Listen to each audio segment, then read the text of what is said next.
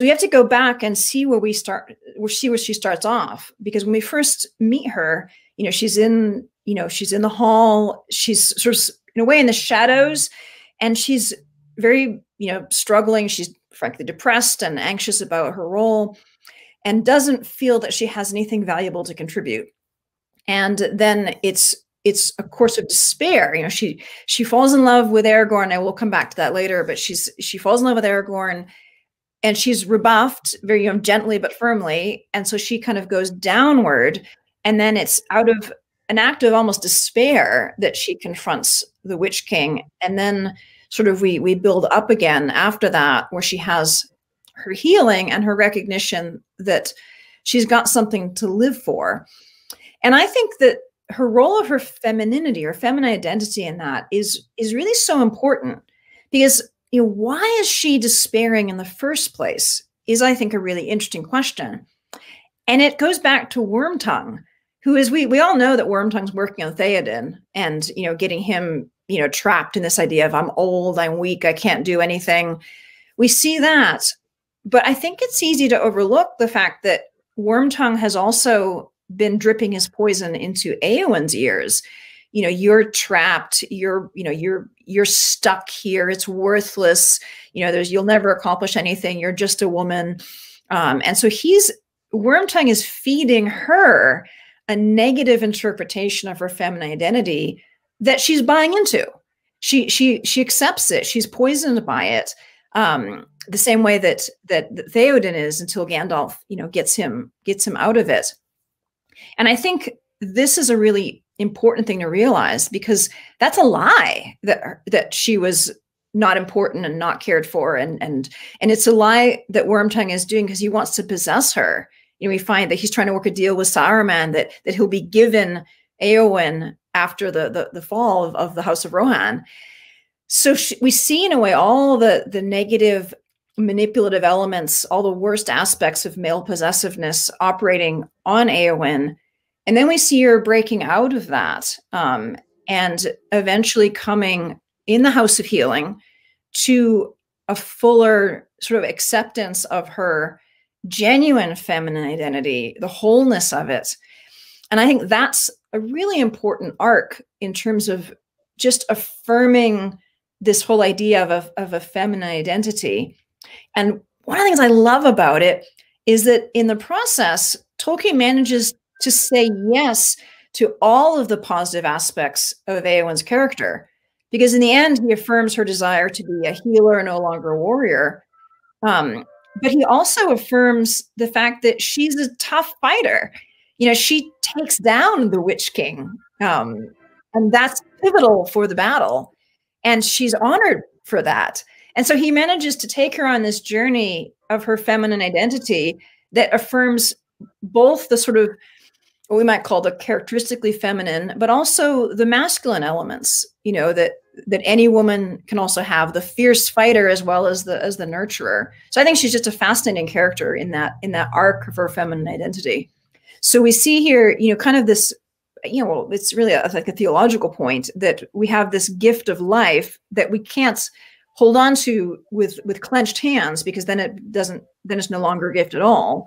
And death is not something to be feared if we kind of take it, you know, not lightly in the sense of trivially, but sort of sitting lightly to it.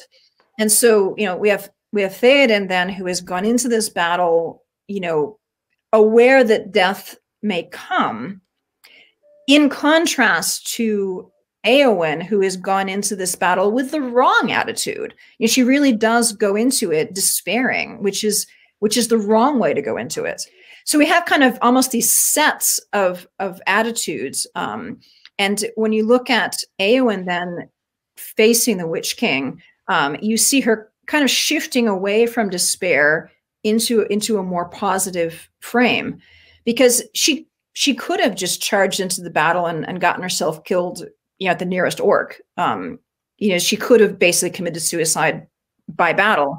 But she doesn't. You know, I think when she comes to the point, she's not actually fully gripped by despair. She sees something worth fighting for. She's fighting for. She's not just throwing her life away.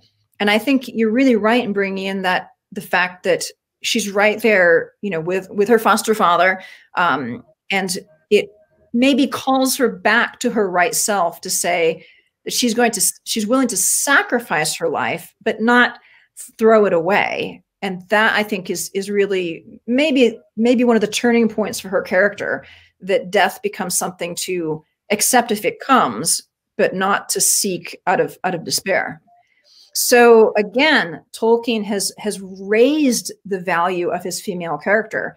He's taken in, I think, some influences from Morris as a source. They're quite powerful characters in Morris's books, but he's made them more complex. He's made Éowyn more three-dimensional.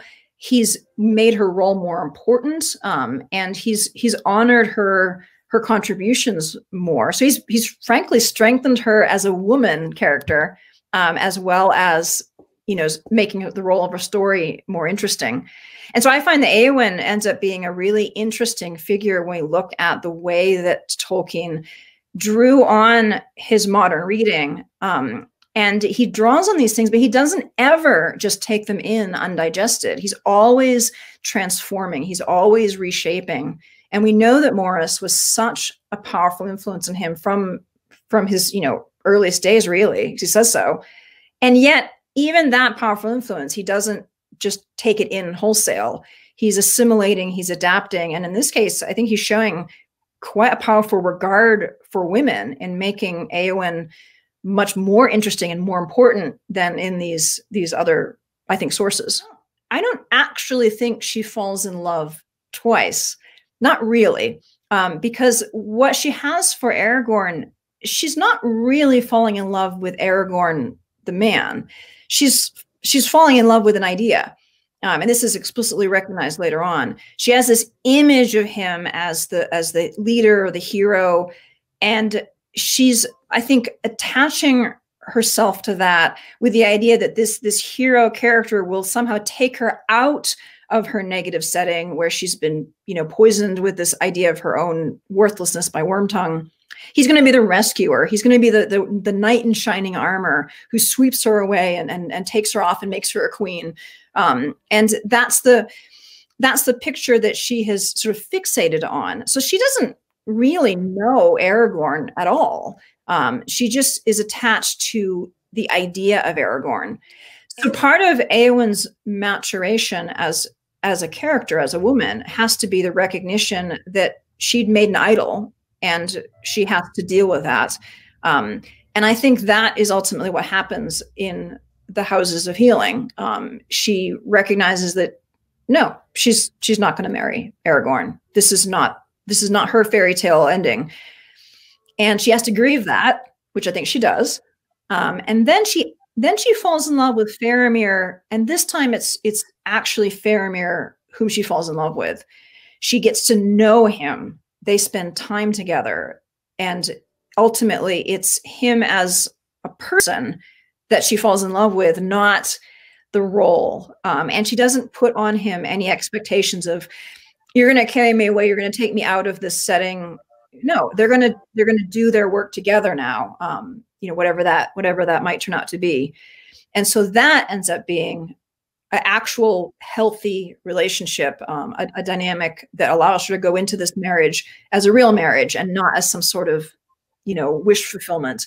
So I think, again, we got a really rich depiction of her interior life. She has to, you know, so many people, you know, will do that. They attach onto, you know, an image of something. I really want that. And they have to deal with the fact that it was the image, not the reality, and then come to grips with the reality.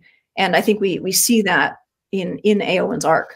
I think most readers of fantasy have thought that what made The Lord of the Rings special was its sort of medieval flavor. So if you look at all the things that have come out after Tolkien, you know, like almost all of the copycat works are set in sort of pseudo medieval settings, you know, and it gets really kind of derivative, and they're not as powerful.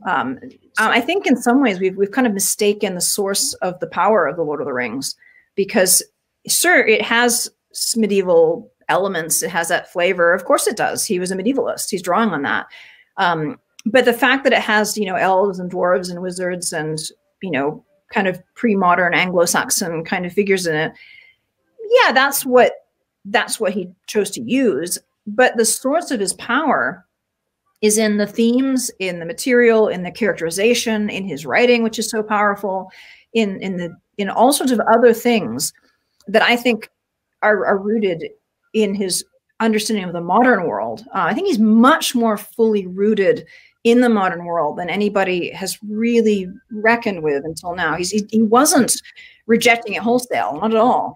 And I think that's why you can get that. That's, I think, a key element of why The Lord of the Rings continues to be so powerful. Because, like, why would a book that was published, excuse me, why would a book that was published in the 1950s, you know, set in some fantasy medieval land, continue to be relevant for Americans, you know, in 2020 and beyond?